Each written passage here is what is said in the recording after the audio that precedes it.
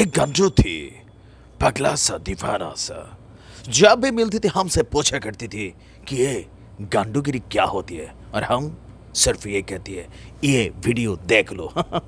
बाबी ये হিন্দি শিখছে কয় শাহরুখের ফ্যারেন্ট আমি কই তুমি ফ্যারেন্ট কয় আমি অনেক ফেরোয়ার ফ্যারেন্ট আর আমাদের ফ্যারেন্টরা মিল্লা আমরা একটা ঘটনা ঘটাইছি হালকা জোলাবাতি খেলছি। দর্শক স্ক্রিনের এক অংশে আপনারা যে ভিডিও দেখছেন এই ভিডিওটা দেখা আমি মনে করছিলাম এটা ভারতের সিনেমা হলের কোনো একটা ভিডিও, কিন্তু দিন শেষে আমি দেখলাম এটা আমাদের বাংলাদেশে আপনার গতকালকের একটা দৃশ্য।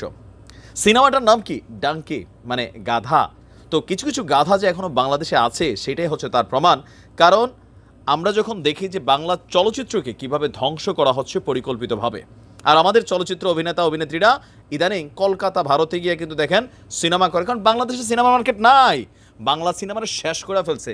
আর আমাদের মধ্যে একটা জেনারেশন তৈরি হচ্ছে এই ডাঙ্কি টাইপের, যারা ভারতের সিনেমা তো দেখবি বাবা ভালো কথা, কিন্তু সিনেমা হল ভাড়া কইরা স্টেজের সামনে এই যে মানে নাচন কোদন, আই ডোন্ট নো ওয়াই।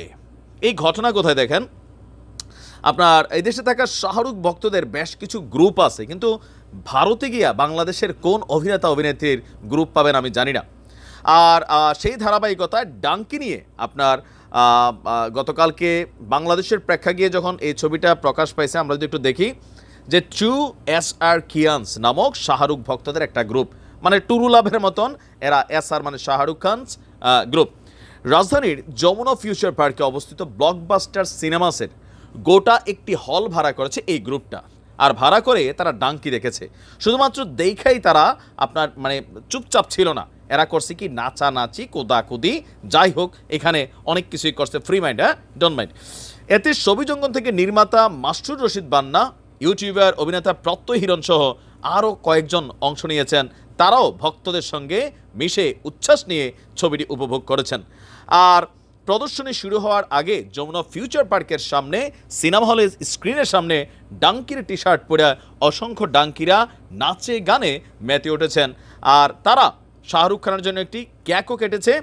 এরপর হলের ভেতর ছবি দেখার সময় যখনই গান বেজে উঠেছে তারা আসন ছেড়ে এরকম ডাঙ্কি গিরে এরকম করছে উল্লাস নৃত্য। আয়োজনটির সহযোগিতায় ছিল পিকক এন্টারটেইনমেন্ট।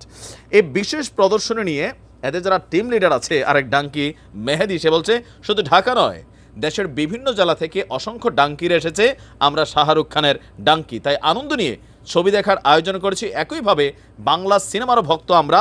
তো বাবা তোরা বাংলা সিনেমার কোন বিষয়টা নিয়ে, এই যে চঞ্চল চৌধুরীর একটা ভালো একটা ছবি ব্যবসা সফল ছিল, আরও অনেকগুলো ব্যবসা সফল ছবি মাঝখানে ছিল, তো কোনটা নিয়ে তোমরা এটা করছো? আমরা তো দেখি দেখেন আমরা মানে ট্রল করি, আমরা আমাদের অভিনয় শিল্পীদেরকে নিয়ে ট্রল করি, তো কিছু তো আছে ট্রলের যোগ্য, বাট বাকি যারা গুণী অভিনেতা আছে তাদের কোন ইস্যুটা নিয়ে এরকম সিনেমা হল ভাড়া করে বাংলাদেশে এই ট্রু SR কিয়ান্স এদের কোনো গ্রুপ কি বাংলাদেশের নায়ক নায়িকাদের আছে যারা গুণী অভিনেতা অভিনেত্রী আছেন? নাই ভাই। চলচ্চিত্র নিয়ে আমার কোনো সমস্যা নাই, তবে বাংলাদেশে ভারতের চলচ্চিত্র অফিসিয়ালি যখন সিনেমা হলে চলে তখন আমার কাছে অনেকটা খারাপ লাগে, কারণ আমাদের চলচ্চিত্র শেষ। ইভেন আপনি দেখেন ভারতের চলচ্চিত্র যত দ্রুত সেন্সর থেকে ছাড়া পায়, আমাদের কি একটা আমি স্ক্রিনে ছবি দিয়েছি, তিনি একজন পরিচালক, তার একটা সম্ভবত কাঠগোলাপ একটা সিনেমা আটকে আছে আমাদের সেন্সর বোর্ডে, কারণ কি এটাতে নাকি অনেক ভায়োলেন্স, কিন্তু অ্যানিমেলের মতন সিনেমা এখানে ভায়োলেন্স ধরা হয় না, ডাঙ্কির মতন সিনেমা এখানে কোনো রকম ঝামেলা হয় না।